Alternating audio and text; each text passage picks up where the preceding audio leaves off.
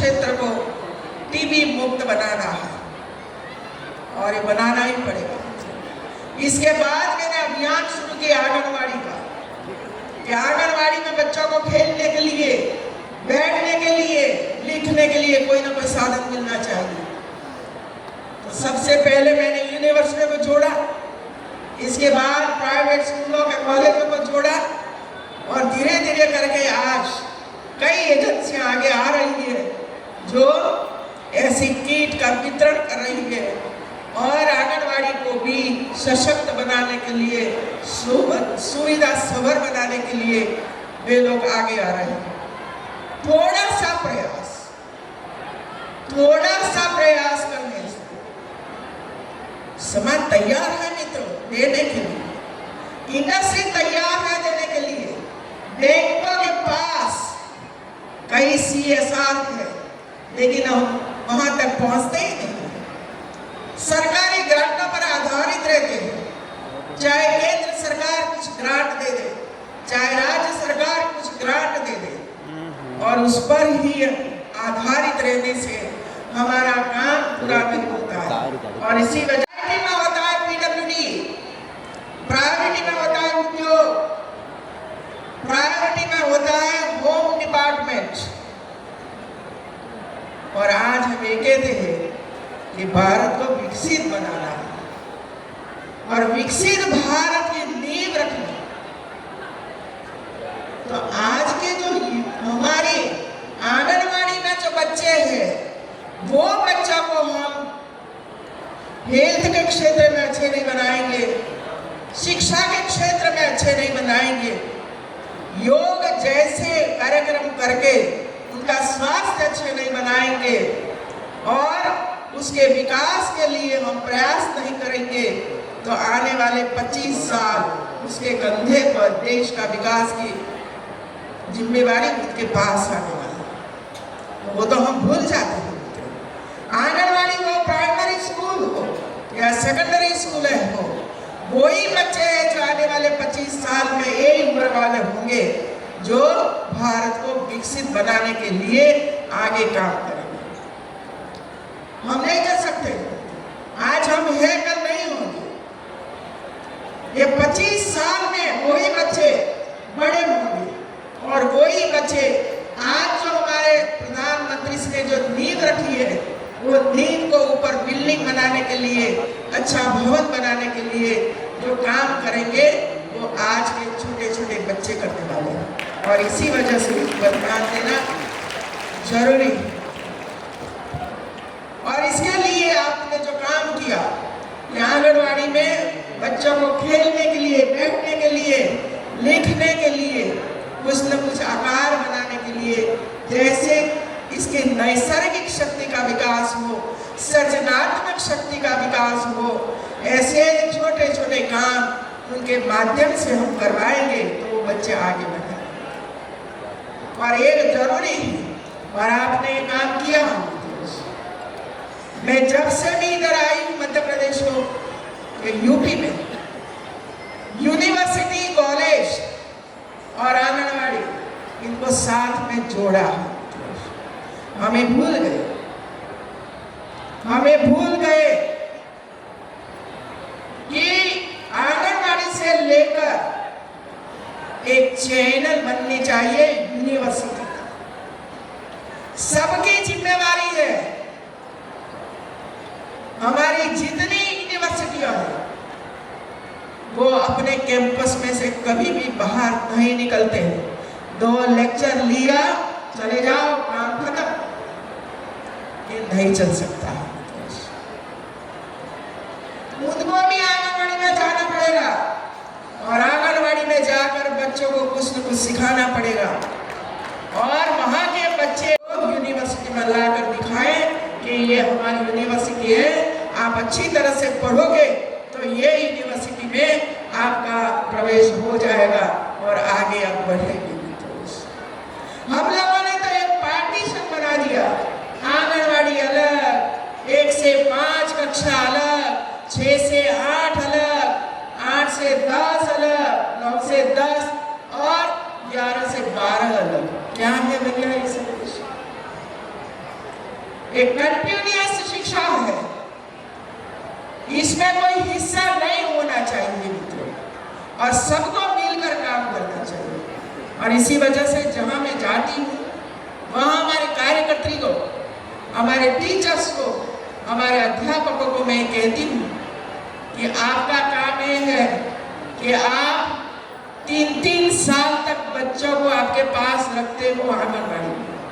6 साल पूरे होते हैं, 6 साल के बाद ये सभी बच्चे कक्षा 1 में दाखिल होना ही चाहिए।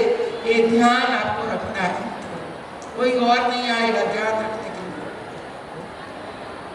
एक कक्षा में दाखिल हुए 5 तक पहुंचना ही चाहिए, बीच में से कोई ड्रॉप आउट न हो जाए। यही जिम्मेवारी हमारी है, विभाग की भी जिम्मेवारी है और स्कूल के शिक्षकों की भी जिम्मेवारी है। 5वीं के बाद 6ठी में जाना, 8वीं के बाद 9वीं में जाना, 9वीं के बाद 10वीं में जाना, एक बच्चा बीच में से छूटना नहीं चाहिए। ये जिम्मेदारियों शिक्षक भी उठाए और विभाग भी उठाए, यही हमारा कर्तव्य बनता है और वो ही विकसित भारत है। इनके लिए तो कहाँ विकसित भारत है, अनपढ़ लोग रह जाते हैं, विकसित क्या है उनको पता ही नहीं है। हमारा काम है उसको आगे बढ़ाने के लिए। और जब एक बच्चा 10वीं तक पहुंच जाता है फिर किस करने की जरूरत नहीं होती, वो स्वयं अपना मार्ग तय कर लेता है। तो ये काम हमारे टीचर्स को करना है। कल मैंने वाराणसी में 565 आंगनवाड़ी को, एक आंगनवाड़ी में 30,000 की किट देकर आई और ये सब काम वहां के हमारे सीडीओ, हमारे जिला के अधिकारी सबने मिलकर किया है। आज भी जो इधर दिया गया है, चाहे दिव्यांग बच्चों को दिया गया, चाहे महिलाओं को दिया गया, चाहे बेटियों को साइकिल के रूप में दिया गया, स्वयं सहायता समूह की महिलाओं को दिया गया और आंगनवाड़ी महिलाओं को बच्चों के लिए दिया गया। पिछले 5 साल से उत्तर प्रदेश में शुरू हुआ है। मैं पहली बार जब राज्यपाल बनकर इधर आई और प्रधानमंत्री जी को मिलने के लिए गई थी, आभार व्यक्त करती थी, और मैंने पूछा कि राज्यपाल के रूप में क्या करना चाहिए, क्योंकि वो कहते हैं ना कि तो संवैधानिक पोस्ट है, संविधान की पोस्ट है, इधर उधर नहीं हो सकते। मैंने कहा तो मैं इसी तरह तो काम नहीं कर सकती, सिर्फ राजभवन में बैठे बैठे मैं 3 बार भोजन करूं और राजभवन में घूमती रहूं, ये तो होगा ही नहीं। तो उन्होंने मुझे बताया जो काम मैं गुजरात में करती थी वही काम आप उत्तर प्रदेश में करो, वही मुझे सूचना मिली। उत्तर प्रदेश में जो काम करना है वो गुजरात में जो आप काम करते थे वही काम कर शुरू किया, और वो काम सबसे पहले शुरू किया टीबी वाला। आज देखा ना टीबी वाले बच्चे, कितने बच्चे हैं टीबी वाले, कैसे पढ़ सकते हैं ऐसे टीबी वाले बच्चे। हमारा सबका दायित्व है कि हम एक एक बच्चे को गोद ले और 6 महीने तक उसके पीछे रहेंगे, उसका खाना अच्छी तरह से हो जाएगा, उसको खाने के लिए मूंगफली, चना, गुड़, सत्तू और कई कई फ्रूट्स मिलता है, तो 6 महीने में वो टीबी मुक्त हो जाता है। और हमारे प्रधानमंत्री जी ने कहा है 2025 तक भारत को टीबी मुक्त बनाना है।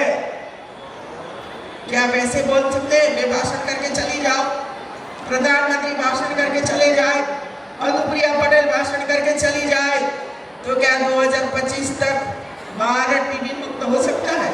नहीं हो सकता।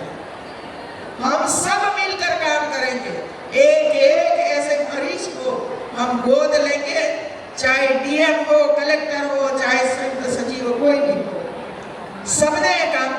पड़ेगा, जनप्रतिनिधियों ने भी काम करना पड़ेगा, तो ही ये काम हो सकता है। और आज मुझे खुशी है कि राजभवन के माध्यम से पूरे उत्तर प्रदेश के सभी जनपदों में हम लोगों ने जो अभियान चलाया, इसके लिए आज पूरे उत्तर प्रदेश में लगभग 3 लाख से ज्यादा मरीज स्वस्थ हो चुके हैं मित्रों। ये इसका परिणाम है। आज भी ऐसी किट कई बच्चों को दी गई थी और आगे भी ये काम चलता रहेगा, और चलता रहेगा। इतना ही नहीं, करना ही पड़ेगा सबको। जहां जो सर्वश्रेष्ठ जो प्रदर्शन करती है महिलाएं या तो लड़के लड़कियां, उनको अवार्ड दिया जाता है, गोल्ड मेडल, कांस्य चंद्रक दिया जाता है। और इसमें मानो कि 100 लोगों को दिया जाना है, तो इसमें 80% गोल्ड मेडल लेने वाली लड़कियां हैं और 20% लड़के हैं। फर्क देखा आपने? जो लड़कियां सरकारी स्कूल में फ्री में पढ़ती है, वो कॉलेज में आकर 80% गोल्ड मेडल ली जाती है, और जो हम हाई फाई स्कूलों में लड़कों को पढ़ाते हो ना, वो 20% में आ जाते हैं। मैं ये नहीं कहूंगी कि सब लड़कों को भी सरकारी शाला में पढ़ाओ, ये मेरा कहना नहीं है, लेकिन लड़कियां जहां जाती हैं, उनको लगता है कि बिना पढ़े हमारा जीवन सुदृढ़ होने वाला नहीं, और इसी वजह से कड़ी मेहनत करती है, घर का काम करती है, पानी भी भरती है, घर का रसोई जो भी आप बोलो सब करते हुए वो अपना पढ़ाई का काम भी अच्छी तरह से करती है और अच्छा रिजल्ट प्राप्त करती है। और हमारा बेटा, जो आप इसके पीछे पीछे घूमते हो, बेटा खाओ, दूध पियो, वो बेटा वहां जाते जाते पिछड़ जाता है। ये मेरा अनुभव रहा है, और ये सिर्फ उत्तर प्रदेश का अनुभव है ऐसा नहीं है, मध्य प्रदेश का वही अनुभव रहा है, और छत्तीसगढ़ का भी वही अनुभव रहा है। और आज ये मेरा जो अनुभव है मैं आपके सामने रखती हूँ मित्रों। आंगनवाड़ी, छोटी सी आंगनवाड़ी, मैं जब गुजरात में 1998 में पहली बार मंत्री बनी और मुझे महिला बाल कल्याण विभाग और एजुकेशन डिपार्टमेंट दिया गया। एजुकेशन डिपार्टमेंट को तो मुझे बहुत ही अनुभव था, इसमें काफी रिफॉर्म किया, लेकिन महिला बाल कल्याण में ये हमारी आंगनवाड़ी कहाँ चलती है, कौन चलाता है, किसी को पता नहीं था। देखिए वो 98 की बात मैं कर रही हूँ।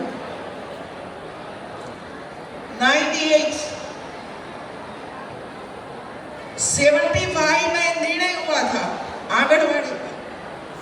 98 तक मुझे भी मेरे गांव में आंगनवाड़ी है वो मुझे भी पता नहीं था, लेकिन हम लोगों ने शून्य से सर्जन शुरू किया, और आज आंगनवाड़ी में कितना काम होता है देख लीजिए, कहीं इतना काम नहीं होता है।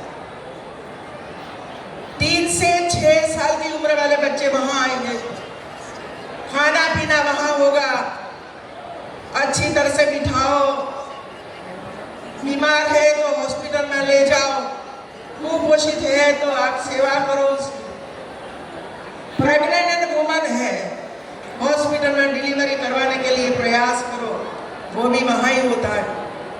हमारी किशोरियां जो भविष्य में मां बनने वाली, उनको भी कुछ खाने पीने का इंतजाम करो कि जिसकी वजह से कुपोषित बच्चों का जन्म न हो।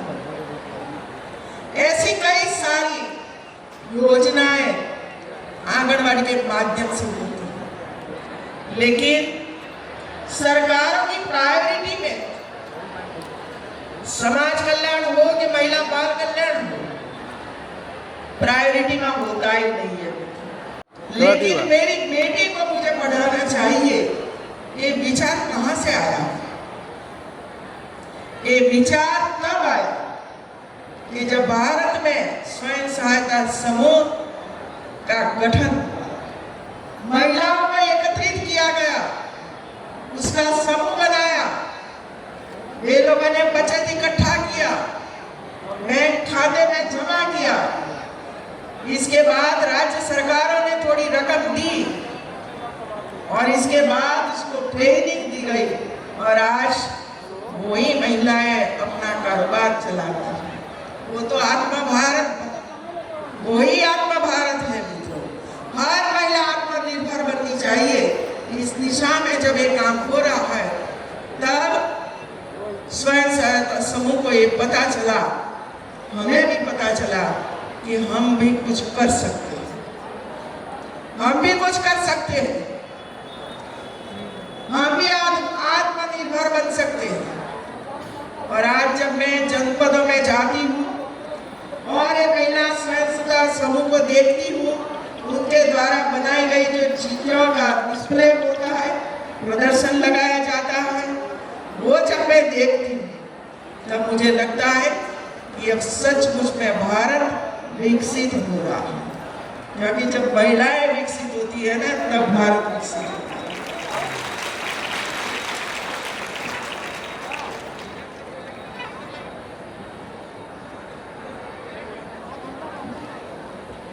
जनपदों में मैं जाती हूँ तो शिक्षा के बारे में मुझे इसी वजह से आप समक्ष ये बात बतानी पड़ती है। जब मैं प्राइमरी स्कूलों का विजिट करती हूँ, तब वहां ज्यादा से ज्यादा लड़कियां दिखाई पड़ती हैं और लड़के कम दिखाई पड़ते हैं। जब मैं पूछती हूँ कि भाई ऐसा क्यों है, लड़कियां ज्यादा है शासकीय स्कूलों में, सरकारी स्कूलों में, और लड़के डाल दिया हम पहले। तो मुझे बताया जाता है कि मैडम, जो सरकारी स्कूल में फी नहीं होती है और इसी वजह से हमारे लड़कियां ज्यादा से ज्यादा सरकारी स्कूल में दाखिल होती है, और हमारे लड़के तो जो हमारी बड़ी बड़ी स्कूल होती है, प्राइवेट स्कूल, जहाँ बड़ी फी ली जाती है, ज्यादा फी ली जाती है, वहां जाते हैं। मैंने सोचा कि तो बात ठीक है, लेकिन मैं आपको बताऊं, जब मैं यूनिवर्सिटी में दीक्षांत क्षेत्र को टीबी मुक्त बनाना है और ये बनाना ही पड़ेगा। इसके बाद मैंने अभियान शुरू किया आंगनवाड़ी का, कि आंगनवाड़ी में बच्चों को खेलने के लिए, बैठने के लिए, लिखने के लिए कोई ना कोई साधन मिलना चाहिए। तो सबसे पहले मैंने यूनिवर्सिटी को जोड़ा, इसके बाद प्राइवेट स्कूलों के कॉलेजों को जोड़ा, और धीरे धीरे करके आज कई एजेंसियां आगे आ रही है जो ऐसी किट का वितरण कर रही है और आंगनवाड़ी को भी सशक्त बनाने के लिए, सुविधा सभर बनाने के लिए वे लोग आगे आ रहे हैं। थोड़ा सा प्रयास करने से समाज तैयार है मित्रों देने के लिए, इंडस्ट्री तैयार है देने के लिए, बैंकों के पास कई CSR है, लेकिन हम वहां तक पहुंचते ही नहीं। सरकारी ग्रांटों पर आधारित रहते हैं, चाहे केंद्र सरकार कुछ ग्रांट दे दे, चाहे राज्य सरकार कुछ ग्रांट दे दे, और उस पर ही आधारित रहने से हमारा काम पूरा नहीं होता है। और इसी वजह